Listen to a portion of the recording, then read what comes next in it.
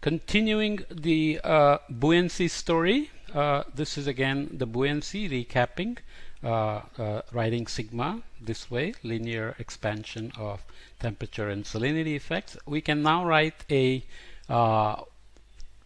balance equation for buoyancy itself as dB dt in terms of minus g or rho ref alpha t or cw dq. So we took the the rho cw inside dq dt because that's the temperature variability plus rho ref beta s times s d epsilon dz.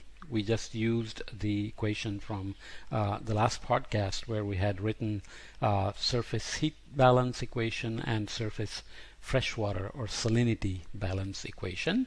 You can now write this as minus dB dz because you have the vertical profiles of temperature balance and salinity balance here in terms of the fluxes.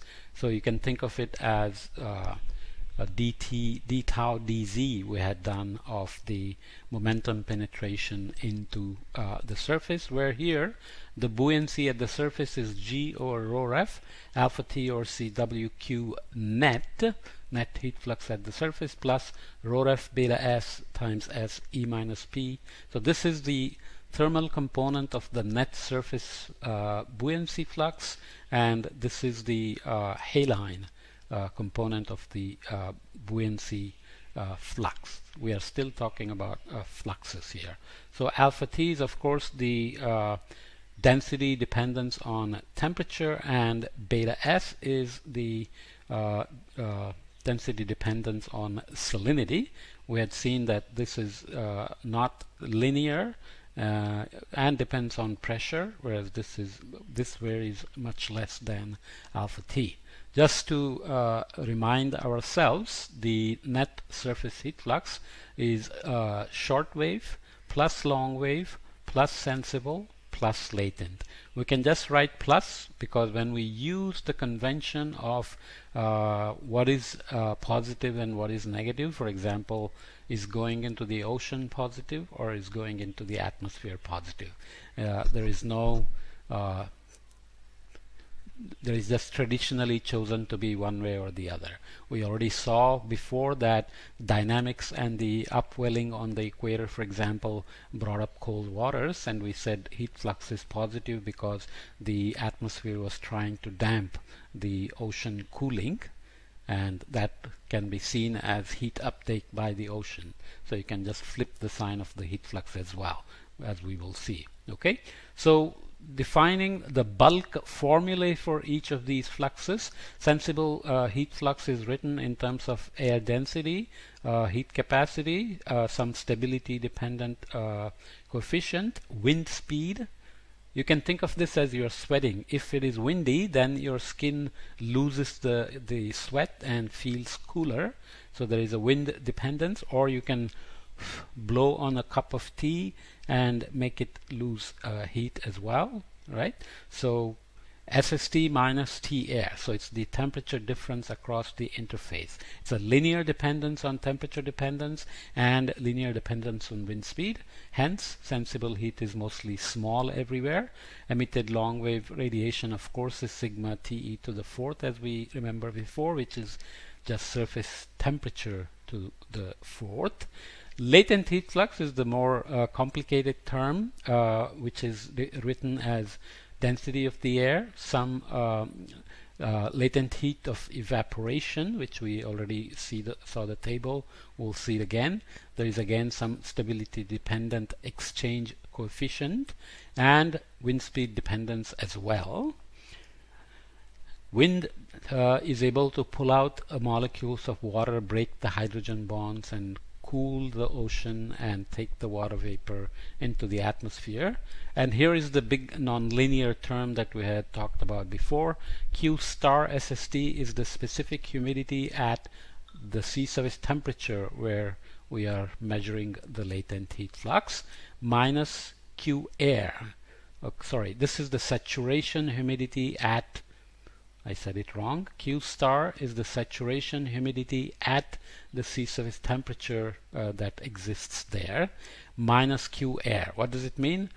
The amount of evaporation you can drive given these depends on how much capacity the air has to pick up moisture, and that depends on the difference between specific humidity and saturation humidity. Saturation humidity there is determined by the sea surface temperature.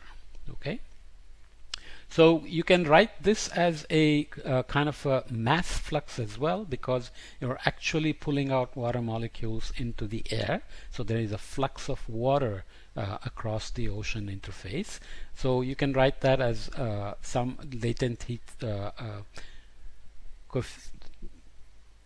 latent heat of evaporation times dm dt, which is the amount of mass being transferred.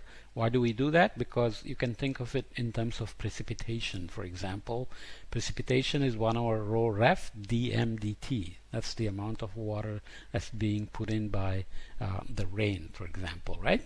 And we saw that this was about 1 meter per year on average over the ocean.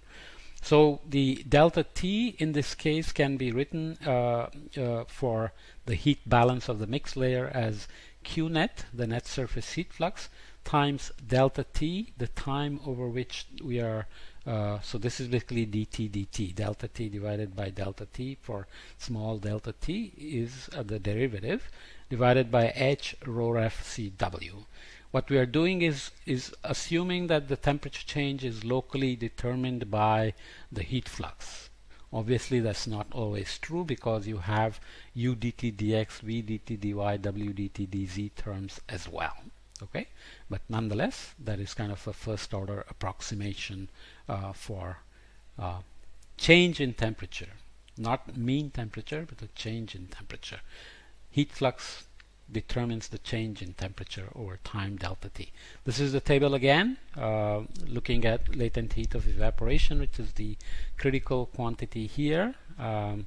This is the net upward surface heat flux. So this is now sign reversed. We had before used the convention where this was positive and there were negative numbers here, whereas this book says where the heat flux is negative, SSTs are cold.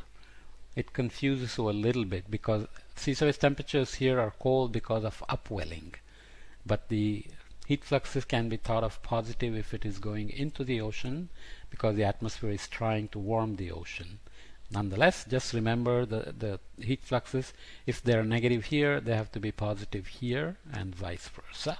This is the latent heat flux. What do you expect? Cold sea surface temperatures in the upwelling regions will have low latent heat flux. Cooler evaporative subtropical gyre will have high latent heat loss. Warmer sea surface temperatures in the warm pool will have higher latent heat flux. So there is a wind speed effect, there is a temperature effect, because the temperature effect is coming through humidity. Remember the Clausius-Clapeyron. There is a exponential dependence of humidity on temperature, right? And sensible heat is small everywhere, except on land it can be large, especially over the deserts and dry regions. It can be high or high latitudes, but you can see there is a change in sign here as well. Using the same scale, you can see that these are almost comparable, whereas this is much smaller, as we saw in the zonal mean meridional section.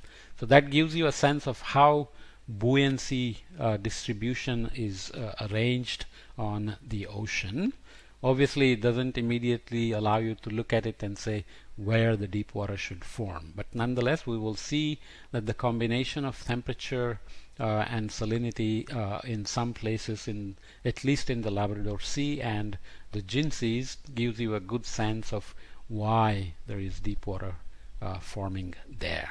Okay, critical to remember these concepts. Now we are just going to keep adding smaller details to it, but you should have in your head the maps of at least the net heat flux with the convention I like is that It's positive when going into the ocean and negative when the ocean is losing it. Okay.